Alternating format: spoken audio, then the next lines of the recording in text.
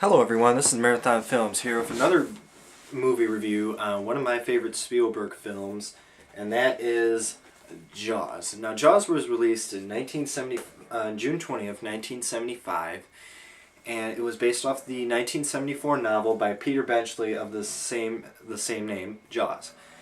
And during its opening weekend, this film received $7,061,513. It was the highest grossing movie in film history up until Star Wars that Jaws hold the record. And worldwide it made $470,653,000. And that includes domestic and foreign sales. And this film stars Roy Scheider, Robert Shaw, and Richard Dreyfuss, who have also done Robert Shaw has done films like From Russia with Love as the main villain against James Bond, and he's also done The Sting. And Roy Scheider is well known in the film The French Connection, and Richard Dreyfuss is also known for an early film, American Graffiti, and later on was in other films like Close Encounters of the Third Kind. And there was the 1989 Spielberg film Always. So the movie is about a small New England colony town off of Massachusetts called Amity, and Amity is a small local beach town during the summertime. And what is going on is, at the beginning you get these two couples trying to go, skinny dipping, and one of a girl supposedly drowns, as we think. And then later on, as we watch the film, beachgoers get terrorized by what is known as a shark. Is a shark, a great white shark. So throughout this film, you have Chief Martin Brody, who is portrayed by Roy Scheider, who is trying to figure out what to do, close the beaches. Although the 4th of July is right around the corner, and he's just trying to make decisions on to close the beaches or not, and the jury decides to close the beach. Now, they also hire a ichthyologist, I believe that's how you pronounce it, named Matt Hooper, who is portrayed by Richard Dreyfuss, who, examines the island, examines the corpse of the dead girl, and realizes that it's a shark attack, not a boating accident, as what the locals say. And so he says, you guys have a shark problem. So then, as this is going on, we have a group of fishermen go out and hunt for the shark, but later kill a tiger shark, not the great white shark. And so the locals are thinking, yeah, we killed him, he's a man-eater, we got him. And then, Hooper is like, nope, you still got the problem, there's still a great white out here. And as this happens, later in the night, him and Chief Brody go in search of a sailboat that is wrecked by a shark, by a local fisherman named Ben Gardner. And as Hooper goes and investigates, he finds a large shark tooth, and then what we get scared by is Ben Gardner's head. And then the next day, they go meet Mayor Vaughn, who is portrayed by Murray Hamilton, and discuss the shark problem here. And 4th of July is the next day. Beaches are open, everyone's having a good time, and then, you got all this security, helicopter flying over the beach, Hooper in charge of the sailboats, Chief Brody on the beach. And so then they mistakenly mistake a shark fin for a sailboat, and then, everyone is cleared off the beach. But then the shark swims towards the pond and goes after preteens,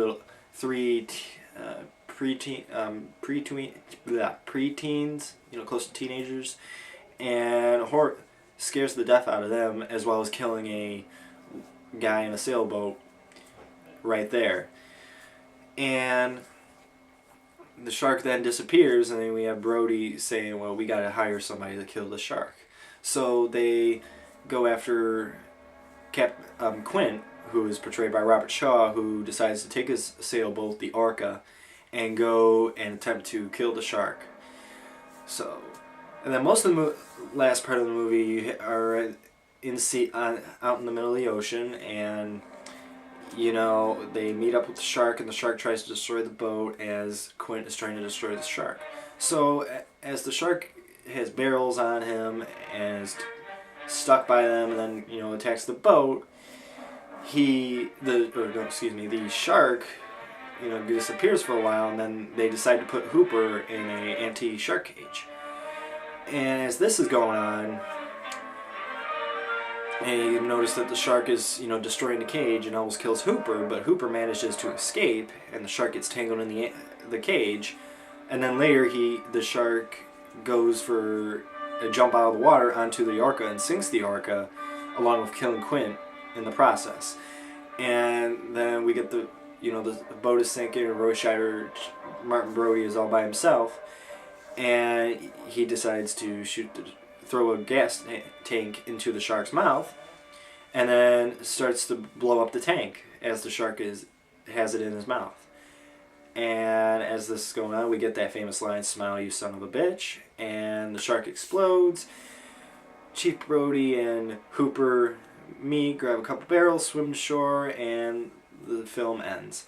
Now, this film has won 3 Academy Awards. It has won, and it won Best Film Editing, Best Original Score, as you've been hearing, and Best Sound, because of all the the screaming, the horror, the shark, everything.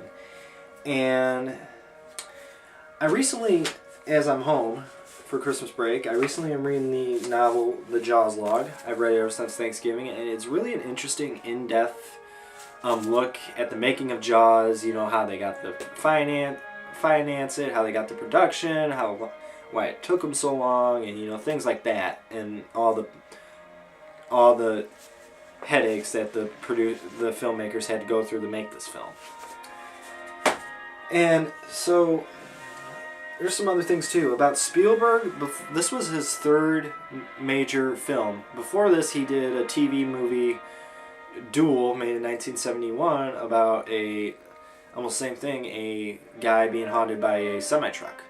And then later he did The Sugarland Express with Goldie Hawn, which is about 2 couples trying to free their boy from jail while they're they're taking hostage a police officer, and they're on this high-speed chase. And he's also done a TV show Night Gallery. He's done about, I think, 6 episodes at most, if I remember.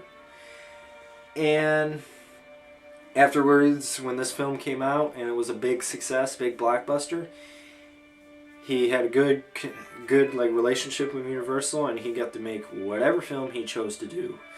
And ever since Jaws, he's made for Universal E.T., he's made Always, the 2 Jurassic Park and the Lost World, and 1941, which is not a big hit, but still. And then some interesting stuff about the film. The line, "You're going to need a bigger boat," which is a famous line, that was improvised by Roy Scheider, and Spielberg kept it in, and that is like one of the top 100 quotes in film. And then also for Universal, during the time, they had big blockbusters, like they had Airport 75. Earthquake just received 3 Academy Awards for its surround sound, which was like the newest thing back then, surround sound. And they also released Clint Eastwood's Eiger Sanction, which inspired the no longer attraction there now, but the Ice Tunnel attraction, part of the studio tour. And a little note about the shooting of this film: most of it is underwater, and most of it was underwater because at the time when they got the mechanical shark, which was named Bruce after Spielberg's lawyer, there were so many failures with it, putting it in the salt water, the mechanical aspects of it, and the mechanics were destroyed. So what ended up happening is Spielberg started getting ideas from what would Alfred Hitchcock do. And during this time, Hitchcock was making Family Plot, and he was close to retirement. And so he started to shoot the film all in the shark's point of view. Like you get at the beginning when you get the girl swimming in the middle of the ocean, you get the point of view of the shark. And mostly up until the 4th of July scene, you get all point of view of the shark. So in the storyboards in the early drafts of it, the shark was supposed to be seen more than what is on the film. But due to the mechanics, he decided to shoot everything underwater, what it would be like in the shark's point of view, just like, what can I bring up real quick? I can't think of anything at the top of my head at the moment, but, he had some, like, Hitchcock influence on this film. Even Hitchcock, I don't know what he remarked about, even mentioned something about this film, really good comment about it. And where this filming took place, it took place mostly at Martha's Vineyard, just outside of Massachusetts, I believe, like a small little sea town. And it is still a popular attraction today for many Jaws fans and Jaws, like, memorabilia stuff. People can go there and be like, oh, there's the, Chief Brody's house, there's the townhouse, and, things like that. Like, if you go to Amity, I'm sure today, it's very, not Amity, if you go to Martha's Vineyard, I'm sure probably locals be like, oh yeah, Jaws this, Jaws that, it's a very iconic spot for Jaws. And at the time, this film went way over budget, way past schedule, because every time they want to shoot in the water, the lighting, the setting was not perfect, the water would be too much, the orca kept sinking, the shark wasn't working, there was always, like, something in the background, like a huge sailboat, which is like a famous picture in the Jaws log about it. And just things like that is why, the film took so long to make. I think they spent about almost a year and a half on it. And then, what's famous about this film too is the iconic score, like at the beginning it was playing. That like distinct sound and music was all conducted by John Williams, which has won. I think he won an Academy Award for this later on. I'm not sure. And what that music is like, you always like. Every time you hear that music, you just think Jaws. And many people like to make fun of people, when they're sneaking up on people, they're like, da-da-da-da-da-da. It's just so iconic, like a chilly, creepy theme you hear all the time. You play it, little kids will play it, say, when they're in a pool or a pond or whatever, or people like to sneak up on their friends and do that, da-da-da. And there's like a scene in Family Guy where Quagmire is coming up the lowest, giggity, giggity, and just small like details and everything has something to do with like the Jaws theme, and it's even used for many shark films. That this is just considered the shark theme for most shark films and sharks. Even at some beaches, when like the lifeguards hear like see a shark or like a silhouette of a shark. That theme just plays, and that makes everyone like, I want to get out of the water. That's how iconic this theme is. And the impact and legacy about this film is that Peter Benchley's novel was not as famous when it was published early before the film, but after this film, he sold millions of copies of the novel, and because of the film, and the novel was a great success after the film. And there was like I mentioned, they made the Jaws log right after the film, and another making of the Jaws movie book. And this is a great book to read. I would honestly, if you're a big filmmaker, I honestly recommend this book. And Jaws has also inspired many like theme park rides, like Universal Studios Hollywood, the Jaws attraction on the studio tour. Once the Universal Orlando destination had a Jaws ride, and Universal Studios Japan and Singapore, I believe it was, Japan, all have the Jaws theme park ride, because Jaws was like was a great, like was highest grossing for the studio, really iconic film for many. It even launched 3 sequels, which the second one was about as successful when it was released in '78. Jaws 2 was about as successful, not quite, but just about as successful as the first one.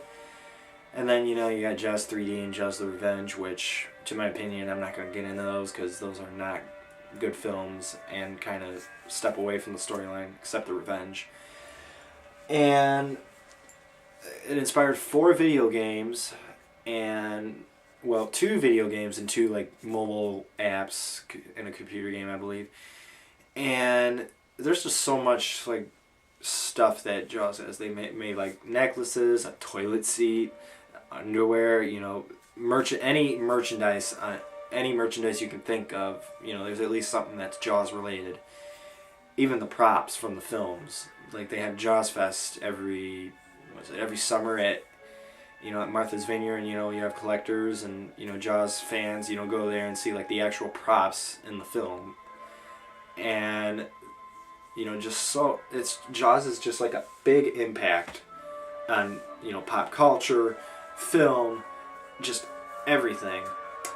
And then later in 2012, they realized, okay, let's try. So they end up let's restore this. So Universal ended up restoring the original camera negatives of the film, like remove scratches, bumps, and color correct everything. With the technology advancing, they restored the film for Blu-ray in 2012. Also for the 100th anniversary celebration of Universal, they managed to put it in a 4K resolution for Blu-ray, and I wouldn't be surprised if it comes out on 4K Blu-ray. And it was just like clear, like how it was just so clear watching it on Blu-ray compared to like the DVD I had before, with the scratches and bumps. Like it's, they restored it to make it what they wanted the audience to see, which is really, really great. If you wanted to make what you wanted the audience to see, that would just be, they did that exactly perfectly. And the Blu-ray, like I would highly recommend the Blu-ray release of Jaws because it's definitely worth it. But I have the Digibook, which goes like in depth about Jaws, like the making, its impact and legacy and so forth, and then mechanics on Bruce the Shark and storyboards and things like that.